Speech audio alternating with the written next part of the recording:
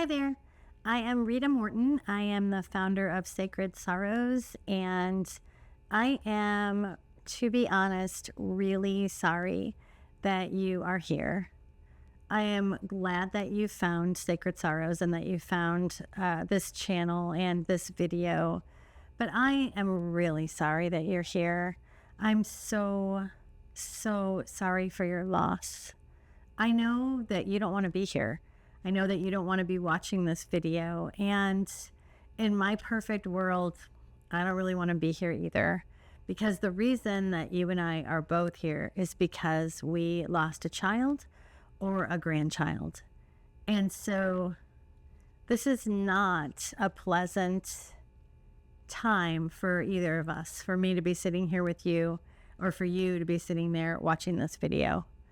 I'm making this video right now for you who are in the first few weeks or months of time since your loss. And I want to tell you a little bit about what it can be like during this time, although I know that you already know, you're already experiencing the shattering of what it is like during this time. But I think I have some things that could help you. So I want to talk to you today about those. All right. Okay. So deep breath, right? First of all, you're alive, and that is a win. You are breathing right now. You are paying some kind of attention to me on this video screen or TV screen, and you are somehow potentially making sense of what I'm saying. And that is a really big win. The fact that you are coping, that you are getting up in the morning, that you are taking a shower, that you are possibly making your bed, that you are doing some chores around the house, that is good. Those are hopeful signs. It is very normal for you to be walking around the house in circles and not knowing what the heck you're doing or what the heck you were doing or what are you going to do next. I found myself a lot just in my kitchen and maybe unloading the dishwasher and then all of a sudden leaving that and going to the dryer and opening up the dryer and maybe taking some clothes out, but walking away and leaving the dryer door open and then going into my bedroom and then half making my bed and then going back into the kitchen and realizing that, oh, the dishwasher is still half unloaded and the dryer still has an open door. That stuff is normal to happen. You're in shock. You are walking around with your entire foundation of your life falling out from under you. I'm really sorry. I'm really sorry that happened, but I can tell you that I know that it does, and I want you to understand that that is what's happening to you. Your whole everything fell out from under you. I'm not saying that to make you feel bad. I'm saying that so that you can really come to grips with that, because that's not changing. The fact of what you've been through, that's not changing, unfortunately. And so there are a lot of things that you are going to have to walk through because of that shattering. And I just want to try to help you understand that you are not the only grieving mom that is going through what you're currently going through. So before I go further with that news, which all seems so bad, right? Before I go further with that, let me give you some tips, okay? Practical tips. There is a ton of things that you can do to help yourself. And even if you do these things like not well, even if you just do them in a tiny way that doesn't even feel like you're even giving any effort to it, even if you're just trying tiny little things, they will help. Okay.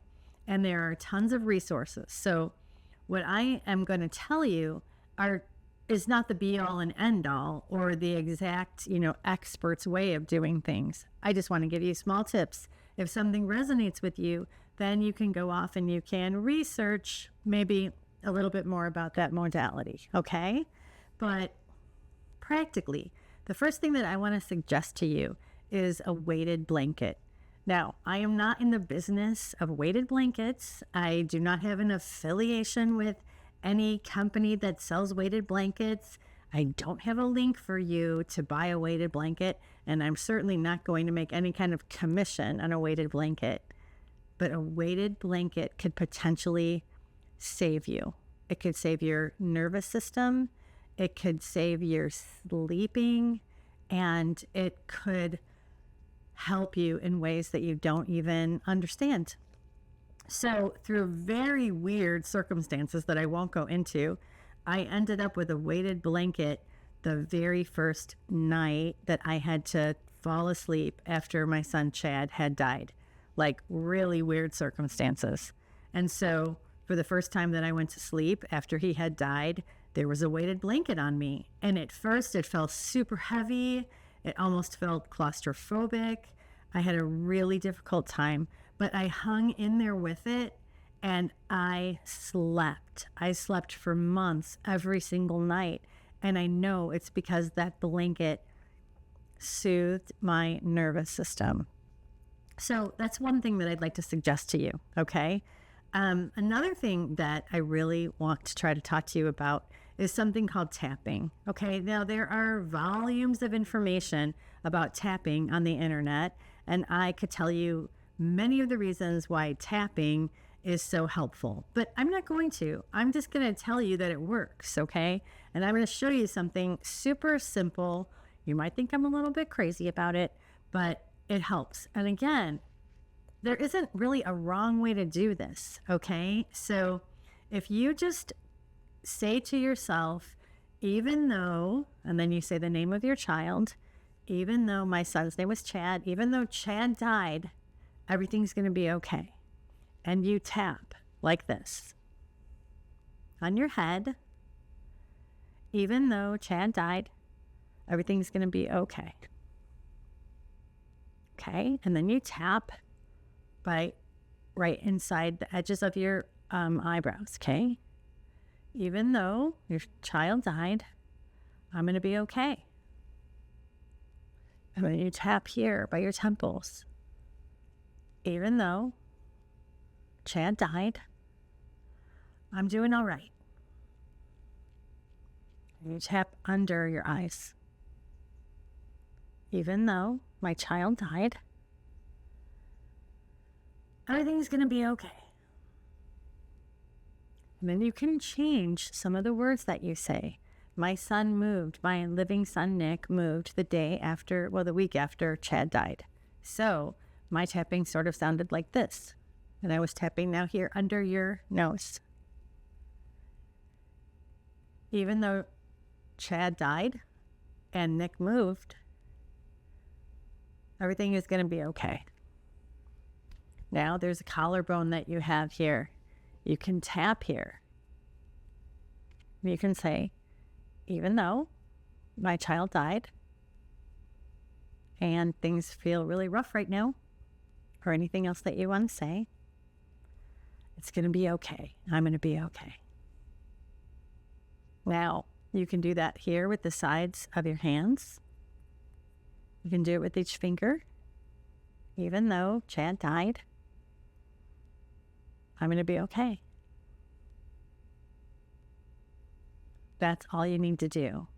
Even if you only do that one time, it will help you. Sounds easy. Sounds like I'm trying to say, oh, you're going to be fine if you tap and everything's going to be good. No, that's not the case. But tapping is one way that can help you. My hope is that you will come up with and learn some strategies that will soothe your nervous system, because really in these first few months while you are in shock, it's really important to do everything that you can for your nervous system, okay? There is aromatherapy.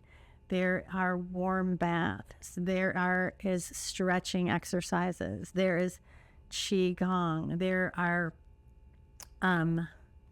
just wash your hands. Put your hands under cool water, and that will help bring you back to the moment.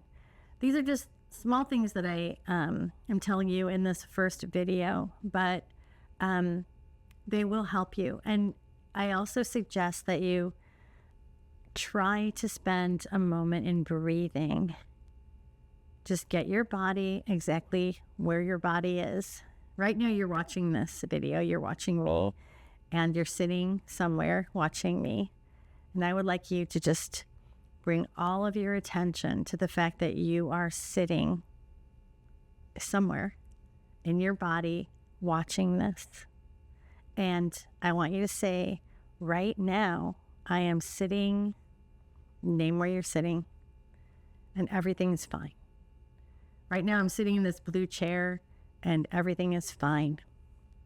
And just stay in that moment. Don't think about how it might not be fine 5 seconds from now.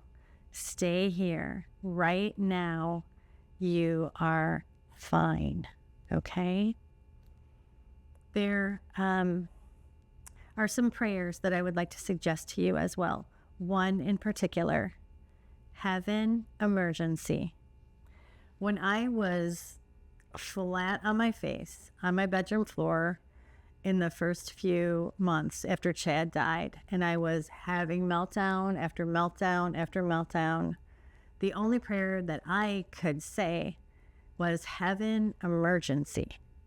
Emergency heaven. And sometimes I screamed that because I know that you know what it's like to scream in your crying, grieving meltdowns. So consider screaming, if you need to, the words heaven emergency. Sounds very elementary, I know, but right now with the shock that you're going through, elementary can really work. You need to be easy with yourself, okay? You need to be compassionate with yourself. There's a really good chance that regrets will beat you up. You know, that is some systems in our world that are trying to hold you down. It's not the truth. Those are lies, okay? Everyone has regrets. I'm asking you to have compassion with yourself. You're human. Humans make mistakes, okay? So be easy with yourself. Breathe. There's something else called grief dosing. Grief dosing is when you just tell yourself, okay, I'm going to grieve, but I'm going to give myself this much time to do it. I did that for a while for the first few months after Chad died. I would read like a devotional, sort of like a grieving devotional in the morning. And of course, every single morning it made me cry. But I gave myself, I think, 30 minutes, maybe 45 minutes to just cry and melt down. And then I just put it all away. And I went and did something else to distract me. Someone told me once that I could watch TV in order to distract me. Well, I wasn't really much of a television watcher back in the days before Chad died. But then, you know, they say that television really numbs you out. Well, it's true. But in the grief dosing world, when you need to numb out for a little bit of time, watching TV is like a good tool for that. I would suggest numbing out with the TV before I would suggest numbing out with anything else. Please try not to numb out by drinking or by any substances. Okay? Try not to numb out by diving into social media. That's not going to serve you in any way, shape, or form.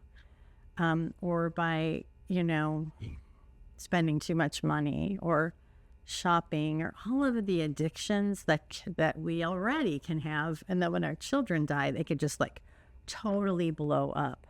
So if you're going to numb, watch a little bit of TV. I think that's kind of a little bit of a safe way to numb. Getting some fresh air would be really helpful. I'm not suggesting you have to go run a marathon, But if you can walk around the block every day, that could really help you. So I think that those are enough tips for right now to tell you about. I just want you to just keep putting one foot in front of the other and to be gentle with yourself. All right. It's not going to be hard to go buy a little bottle of lavender from the grocery store, like lavender essential oil or another essential oil that you might like.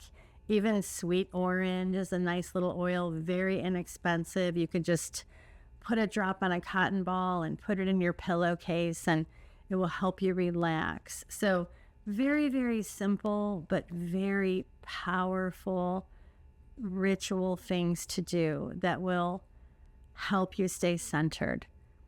You're in for a really rough road. It's just the truth of the matter, but you can get through it.